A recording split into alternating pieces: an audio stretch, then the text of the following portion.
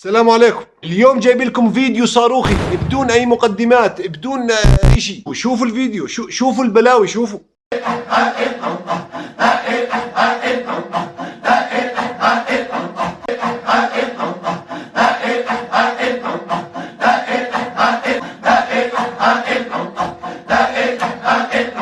طيب خلينا نتفاهم يا جماعة، الحياة أخذ وعطاء، خلينا نقعد ونتفاهم ونشوف شو مالكم يعني. ما في مجال للتفاهم يعني.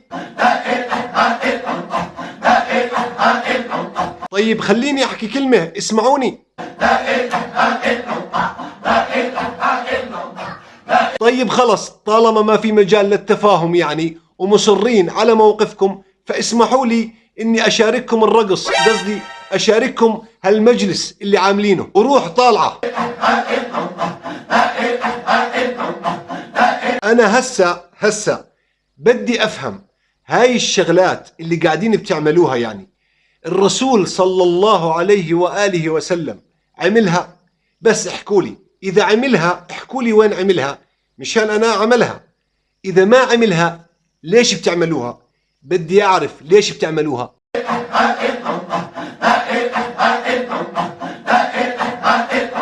مصرين على موقفكم، مصرين. طيب مصدر هاي الاشياء اللي بتعملوها من وين؟ لا ده من عندنا كده جدعانه يعني. اذا هيك مش مشكلة، لانه انا بعرف انه الواحد لما بده يذكر رب العالمين بذكره بخشوع، هيك بحكي لا اله الا الله، سبحان الله، والحمد لله، والله اكبر. هيك انا بعرف، مش لا اله الا الله، لا اله الا الله. هاي الشغلات مش من الدين، لا تحطوها بالدين. من وين جايبينها؟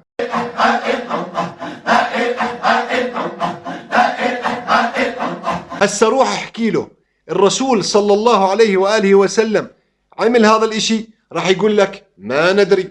الصحابة رضوان الله عليهم عملوا هذا الاشي، راح يقول لك ما ندري. القرآن الكريم ذكر هذا الاشي، راح يقول لك ما ندري. لعاد ليش بتعمل هاي الاشياء؟ قل لي، انا بدي افهم ليش بتعملها.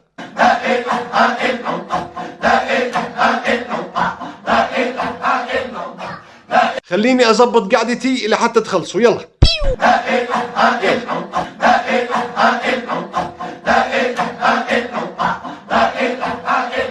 يعني بالله يعني هيك، يعني شو هيك يعني؟ انا مش فاهم شو هيك يعني يا زلمه. يعني ذكر رب العالمين مثل ما حكيت لكم بهدوء وبخشوع، يعني مش محتاج لهاي البلاوي. اما الشغلات اللي قاعدين بتعملوها انتو والاصوات اللي قاعدين بتطلعوها، فبتزبط تكون نغمه لمنبه، يعني هيك اصحى يا عمار، يلا اصحى من النوم يا عمار، هيك بتزبط، او نغمه لاسعاف وطوارئ. اما ذكر رب العالمين بهيك طريقه، هاي اول مره بتمر علي.